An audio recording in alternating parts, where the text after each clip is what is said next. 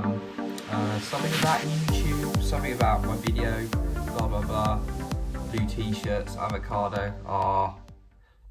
Sorry, just kidding. For those of you who know me, that's my sense of humour.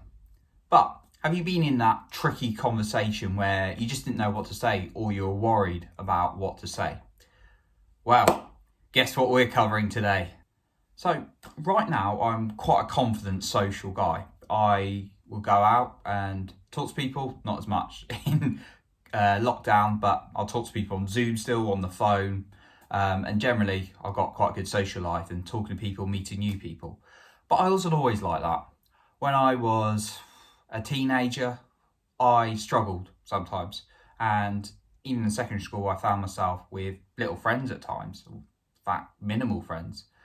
And I got to about 16, 17, and I had a couple of friends, but I was going into new social environments, and I was always very nervous and very self-conscious of what other people thought about me when I was in those places. And I'd actually have instances where I would have to go to the toilet to hide because I didn't want people to see me. I didn't want to look awkward in front of people. And then I'd just come to the social event at the end of the social event when someone was doing a talk or whatever and everyone was watching, I'd come back in again. But I found it really nerve-wracking to talk. And that's honestly how it was. But over the years, I made a bit more effort to socially interact with people. Now, I started going out with my mates about 18 or so. I made a good group of mates, started going to the pub and then drinking and stuff. And even then I started to notice that I was drinking to avoid the social awkwardness. But I started developing my social skills more and more as I grew older. And now I'm in a position where I feel very comfortable going to social environments, but also comfortable that I know that I won't get on with every single person, but I managed to get on with quite a lot of people. So I wanted to share some tips for those of you who might not have that social confidence and what I've done over the years. So my first point is understanding, accepting you won't get on with every other person. There are some people I find I have a conversation with and we're like, yeah, click. We're fine. We're a really good conversation. So whether that's someone I've dated or just a mate I've met, just when we're talking, we get on really, really well. But then there's other people where I'm able to carry on the conversation because I've built up my social skills over the year, but I feel like, it's not quite working the conversation. And in the past, in early days when I found those tricky conversations, I always thought it's something to do with me and the fact I wasn't very good at socializing. And it's not me or them necessarily, it's just you might not necessarily have the right click. You might not be the right person for each other in terms of having a conversation. And I don't just mean a date, I mean like just generally interacting with someone.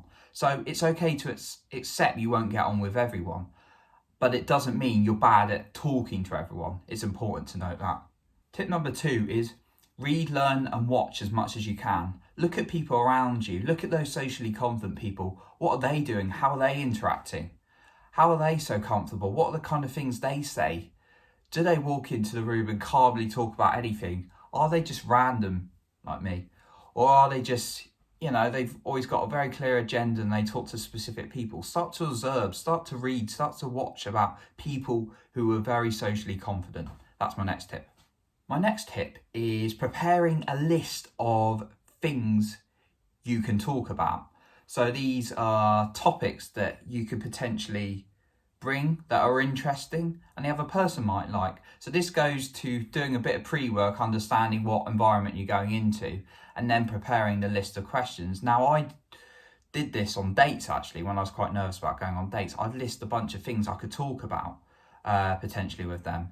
So that's my next tip. Share things, and it helped my confidence so much. And even in social situations, I used to have to do that, but it helped my confidence a lot being prepared and knowing I had stuff to talk about. Tip number 4 links onto this, but it's slightly different. It's listing your questions in advance. List the kind of things you might want to ask, because people love to be asked questions. People love to talk about themselves. So if you can ask them interesting questions as well, don't do the mundane thing of saying, hi, how are you? How was your week, etc. Sometimes if you're really stuck, you ask that stuff. But if you know something about them, ask them if they're into mountain biking, mountain biking. That's an interesting sport.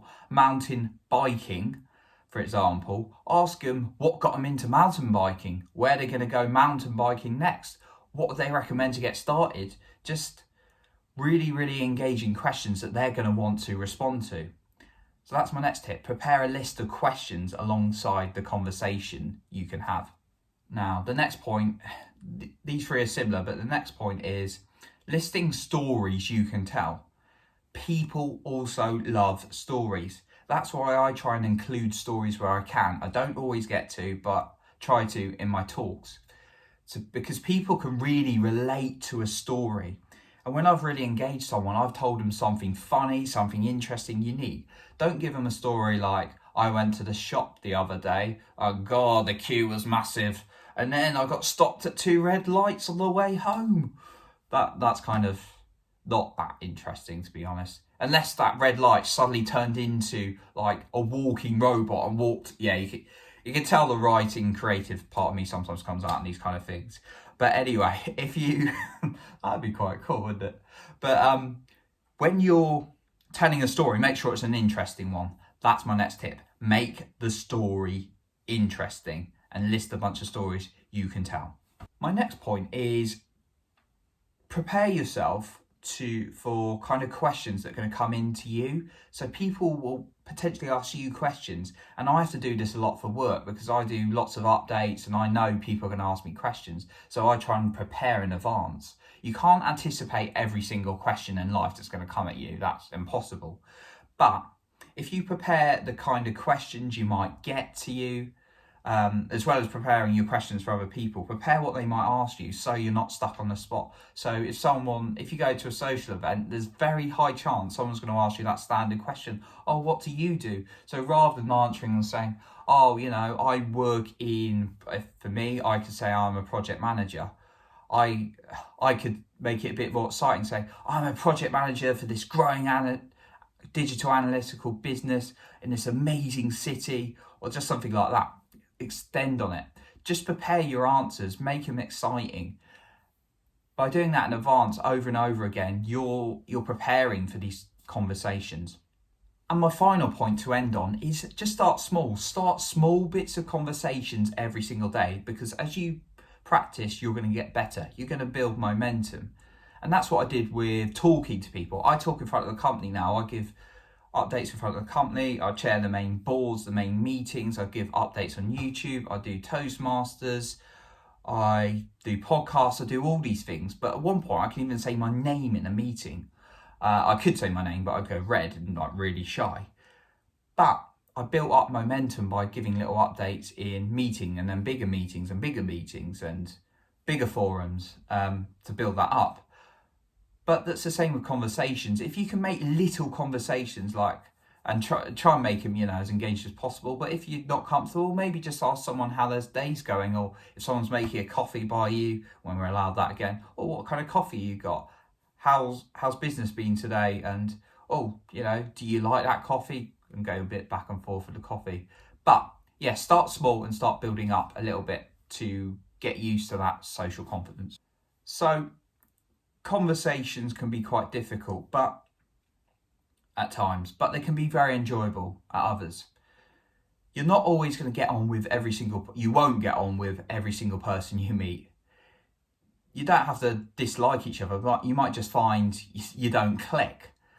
But there are some people you will get on with. But you can prepare yourself for questions and answers and think of things you're going to talk about, your stories, what topics you talk about in advance when you're less confident. Because when you do that preparation over and over again, you become more confident going into a situation.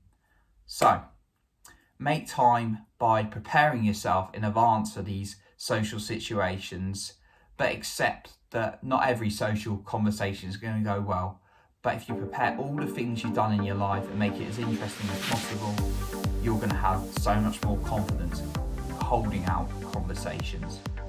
So that's what I've got for you today, and I'll catch you in the next video.